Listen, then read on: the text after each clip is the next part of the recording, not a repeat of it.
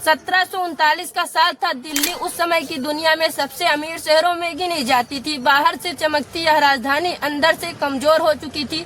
औरंगजेब की मृत्यु के बाद मुगल साम्राज्य बिखर चुका था। बादशाह मोहम्मद शाह रंगीला ऐशो आराम में डूबा हुआ था। दरबार आपसी षड्यंत्रों में उलझा हुआ था। सेना अनुशासनहीन हो चुकी थी। इस कमजोरी को समझा फारस के शासक नादिर शाह ने। साधारण परिवार से उठकर अपनी क्रूरता और अपने सैन्य कौशल के बल पर वह बादशाह बना। उसने बहाना बनाया कि अफगान विद्रोहियों को भारत में शरण दी जा रही है, लेकिन उसका असली मकसद था भारत का खजाना। नादिर शाह की सेना काबुल और लाहौर को रोनते हुए भारत में घुसी। करनाल के मैदान में मुगल सेना का सामना हुआ। युद्ध कुछ ही घंटों में खत्म हो गया और मुगल सेना बुरी तरह हार गई। शुरुआत में नादिर शाह ने शांति का दिखावा किया। मुगल बादशाह को अपने साथ रखा और लोगों को भरोसा दिलाया कि किसी को कुछ नुकसान नहीं होगा, जिससे दिल्ली के लोगों ने राहत की सांस ली।